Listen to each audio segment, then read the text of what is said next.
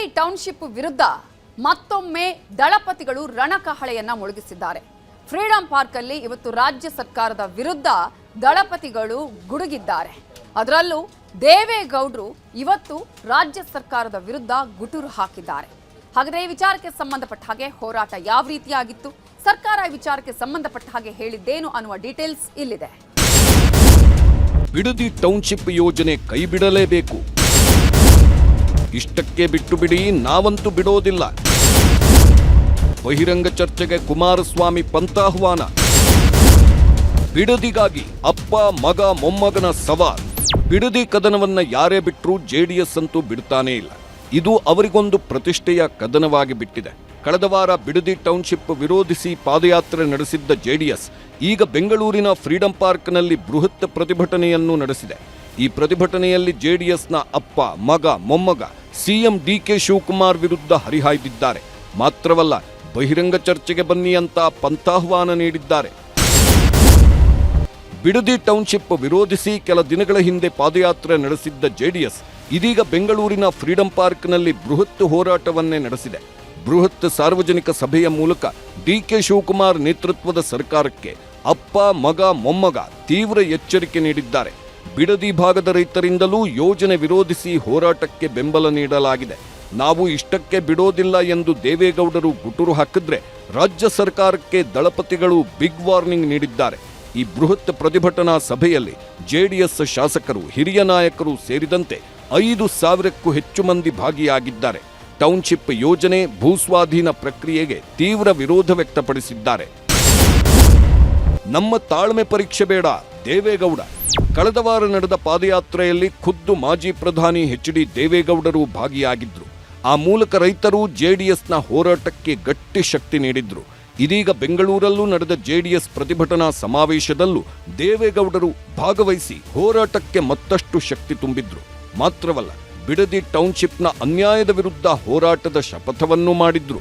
ನಾನು ಹಿಂದೆ ಹೋಗೋದಿಲ್ಲ, ಏನು ಹೇಳಿದ್ರು ಅವಶ್ಯಕ ಬಿದ್ದಾಗ ಆ ದಿಕ್ಕಿನಲ್ಲಿ ನಾನು ಮುಂದುವರಿತೇನೆ ಮಾತನ್ನು ಹೇಳಿ ಸರ್ಕಾರಕ್ಕೆ ಒಂದು ಸೂಚನೆ ಕೊಡ್ತೇನೆ. ದಯಮಾಡಿ ಇದನ್ನು ನೀವು ಅತಿಯಾಗಿ ಒಬ್ಬ ವ್ಯಕ್ತಿಯನ್ನ ಪರೀಕ್ಷೆ ಮಾಡಲಿಕ್ಕೆ ಹೋಗಬೇಡಿ. ವಿನಯದಿಂದ ಕೇಳ್ತೀನಿ, ರೈತರ ಭೂಮಿ ಬಿಟ್ಟು ಬಿಡಿ.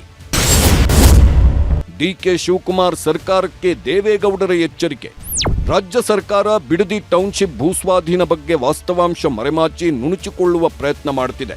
ರೈತರ ಭೂಮಿಯನ್ನ ಸ್ವಾಧೀನ ಮಾಡಿಕೊಳ್ಳಬೇಡಿ, ಬಿಡದಿ ಭಾಗದ ರೈತರ ಪರೀಕ್ಷೆ ಮಾಡಬೇಡಿ, ಮುಂದಕ್ಕೆ ಇದರ ಪರಿಣಾಮ ಎದುರಿಸಬೇಕಾಗುತ್ತೆ.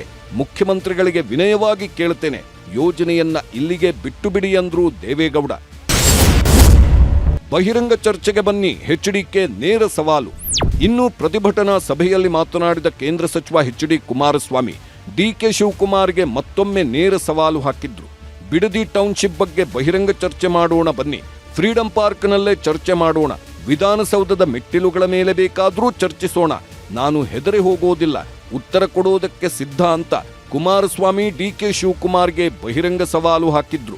ವೇದಿಕೆ ಸಿದ್ಧ ಮಾಡಿದ್ರೆ ಇಲ್ಲ ನಾನೇ ಸಿದ್ಧ ಮಾಡ್ತೀನಿ, ತಯಾರಾಗಿದ್ರೆ ಕಾಂಗ್ರೆಸ್ನ 224 ಜನ ಇವತ್ತೇನು ಮಾಜಿ ಶಾಸಕರು, ಹಾಲಿ ಶಾಸಕರಿದ್ದೀರಿ, ನೀವೆಲ್ಲ ಬಂದು ಪ್ರಶ್ನೆ ಮಾಡಿ ಏಕಾಂಗಿಯಾಗಿ ಎದುರಿಸಲಿಕ್ಕೆ ಇವತ್ತು ಸಿದ್ಧ ಇದ್ದೇನೆ.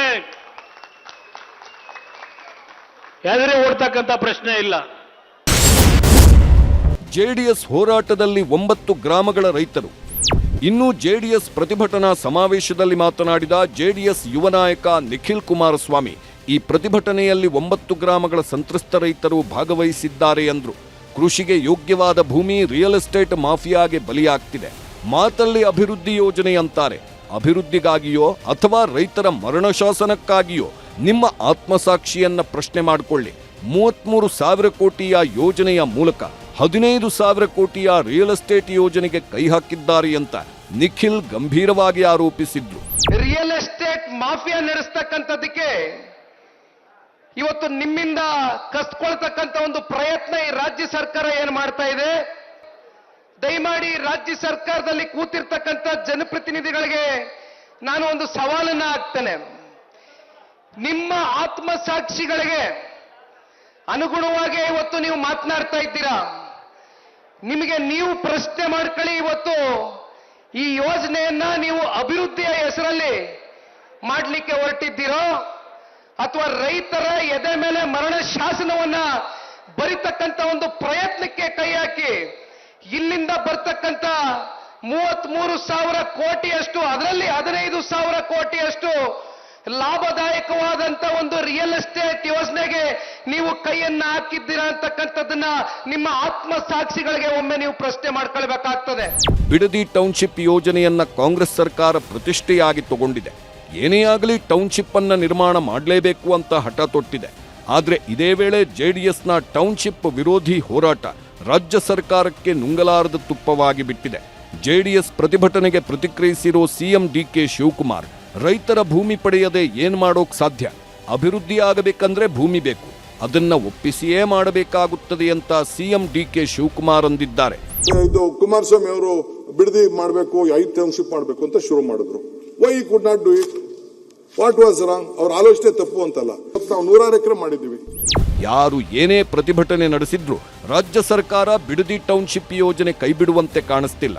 ಸಿಎಂ ಡಿಕೆ ಶಿವಕುಮಾರ್ ಅವರಿಗೆ ಬಿಡದಿ ಟೌನ್ಶಿಪ್ ಯೋಜನೆ ಸಾಕಾರಗೊಳಿಸುವುದು ಪ್ರತಿಷ್ಠೆಯ ವಿಚಾರವಾಗಿದ್ರೆ, ಅತ್ತ ಮಾಜಿ ಪ್ರಧಾನಿ ದೇವೇಗೌಡ, ಕುಮಾರಸ್ವಾಮಿ ಅವರಿಗೂ ಇದು ರೈತ ಕಾಳಜಿಯ ವಿಚಾರವಾಗಿ ಬಿಟ್ಟಿದೆ.